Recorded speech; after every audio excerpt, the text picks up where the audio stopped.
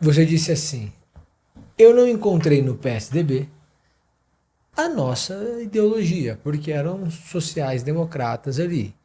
E eu sou liberal, conservador, um direitista. Explica pra gente, pra quem tá assistindo, quando você diz eu sou um liberal, quer dizer o quê? Perfeito. Bom, um liberal é um sujeito que acredita que, na máxima do Lord Acton, né, que diz que se o poder corrompe, o poder absoluto corrompe absolutamente, né? Acredita que, na máxima hobbesiana também, de que o homem é o lobo do homem, né? De que a natureza do homem não é uma natureza boa, né? Pelo contrário. E a concentração de poder por meio do Estado pode fazer, né? A mesma capacidade que o Estado tem de te dar as coisas, ele tem uma capacidade ainda pior de te tirar, né? Quanto mais poder você concentrar nas mãos do poder público, dos políticos, a tendência é que esse poder aumente, a tendência é que esse poder invada a sua vida pessoal, invada as suas escolhas pessoais, e os liberais acreditam que, em regra, né, as escolhas individuais são muito melhores do que a escolha de um político para decidir o que é melhor para a sua vida, né?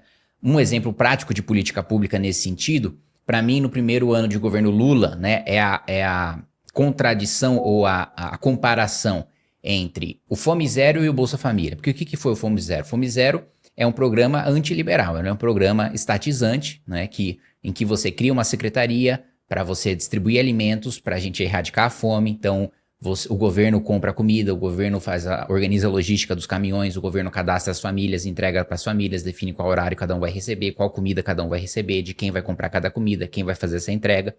E é um programa que deu errado, né? Primeiro porque cada região, cada cidade do país, cada família tem um padrão de consumo diferente, tem prioridades diferentes, os horários que estão em casa também são diferentes.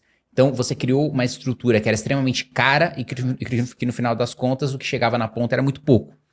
Isso em contraposição a um programa liberal, que inclusive foi arquitetado por um liberal, que é o Ricardo Paes de Barros, que foi o Bolsa Família, que é você acreditar que as famílias possuem, né, as famílias mais pobres, elas sabem melhor quais são as suas prioridades, quais são as suas necessidades e que, portanto, vão tomar as melhores escolhas para si próprios, muito melhor do que o governo, né?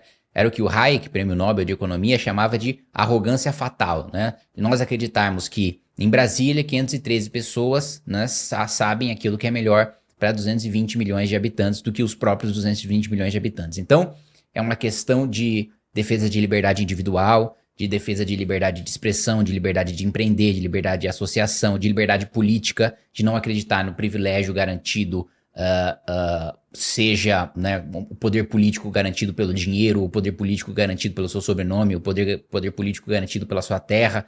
Né? As revoluções burguesas, as revoluções liberais acabaram com os regimes monárquicos totalitários, com os regimes que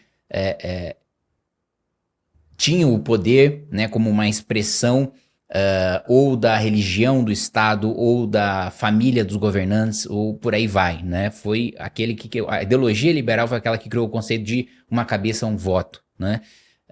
Então sou liberal nesse sentido. Sou conservador politicamente, e a fundação do conservadorismo inglês, né, vem com as reflexões sobre a Revolução na França, de Edmund Burke, em que ele coloca, né, sobre o método, sobre a maneira de se mudar as coisas, né? Né, os conservadores e os socialistas podem concordar que o mundo é injusto. Agora, eles têm concepções diferentes de como transformar, né, esse mundo. A grande crítica do Burke à ideologia revolucionária, que é o contrário, a antítese do conservador é o revolucionário, é de que quando você tenta combater injustiças do mundo, destruindo completamente as suas estruturas, destruindo completamente as suas tradições, passando uma borracha e tentando começar tudo do zero, você pode cometer, e você provavelmente vai cometer, os mesmos erros que causaram as atuais injustiças ou até erros piores que podem levar a grandes atrocidades, a banhos de sangue, que não vão resolver as injustiças, vão criar injustiças maiores e vão, muitas vezes, terminar em regimes autoritários.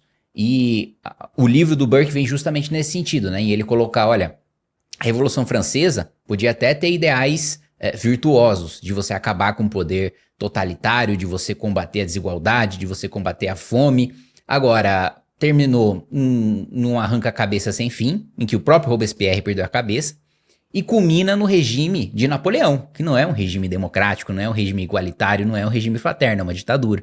Então, do ponto de vista né, político, né, da antítese entre revolucionário e conservador, eu sou um conservador, e do ponto de vista econômico e de liberdades individuais e liberdades políticas, né, quando a gente coloca em contraposição uma pessoa estatizante, uma pessoa socialista, em relação ao liberal, eu sou um liberal. Quanto à pauta de costumes. O que você chama de pauta de costumes? Porque eu escuto muita gente falar sobre pauta de costumes e cada pessoa quer dizer uma coisa diferente. Bom, pauta de costumes que é midiática, digamos assim. Midiática é banheiro para o banheiro que o trans usa, o mesmo banheiro da pessoa, enfim, essas classificações. Uso de linguagem neutra, aborto, esses temas, basicamente. Vamos lá. Sobre banheiro. Primeiro, eu acho que antes de discutir banheiro trans, a gente precisa discutir banheiro mesmo, né? Per se. Porque a gente está num país em que mais de 100 milhões de habitantes não tem saneamento básico, não tem tratamento de água, não tem tratamento de esgoto. Então, na minha avaliação, discutir sobre banheiro trans numa sociedade que a gente não tem banheiro, né? Para mais da metade da população, é uma bizarrice, né? É irracional a gente fazer esse nível de discussão. É um nível de discussão que só existe para uma elite muito restrita e distante dos problemas da realidade, né? Outra questão que você colocou em relação a aborto. Em relação ao aborto, eu sou o contrário, porque considero que o feto ele é uma vida humana, e em sendo uma vida humana não é legítimo retirar essa vida humana, né? Você é contra a descriminalização. Sim, sou contra a descriminalização do aborto, né? Acho que tem uma crítica em relação a boa parte das pessoas que são contra o aborto por ter uma perspectiva, na minha avaliação, muito punitiva e pouco propositiva, né? O que eu quero dizer com isso? Eu acho que muitas vezes a gente fica preso nessa discussão de legalizar ou não legalizar o aborto, quando você vai na ponta conhecer a realidade da maioria das mães que escolhem abortar, eu colocaria 2 pontos aqui com que eu tenho muito contato, graças a uma associação chamada Associação Guadalupe, que é uma associação que existe em São José dos Campos, no interior de São Paulo, que presta assistência, né, para as mães que estão em dúvida se vão abortar, se não vão abortar. E muitas vezes o que a gente vê são casos de mães que querem abortar por não terem condições sociais de terem aquele filho, não terem condições econômicas, né? E aí entra esse papel, para mim, fundamental do combate ao aborto, que é você prestar esse auxílio social, você ajudar a pagar um enxoval, você ajudar a pagar uma escola para aquela criança, você ajudar a mãe a conseguir um trabalho, você ajudar ela a ter acesso a microcrédito e conseguir abrir um pequeno negócio para poder financiar a sua família, porque o aborto ele causa mal não só a criança que está perdendo a sua vida, mas a própria saúde da mulher, não só a saúde física, mas a saúde mental também.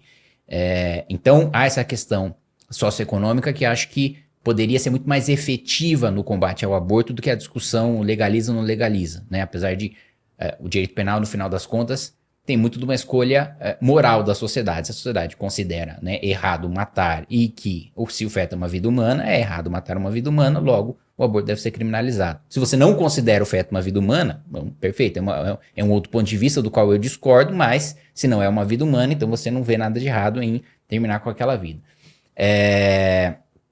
Então acho que seria mais propositivo nesse sentido. Você colocou gênero neutro. Para mim linguagem neutra. Linguagem neutra, né? Para mim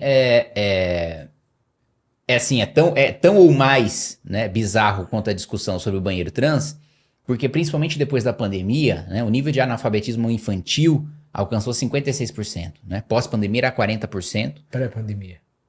Não, pós-pandemia era 40%.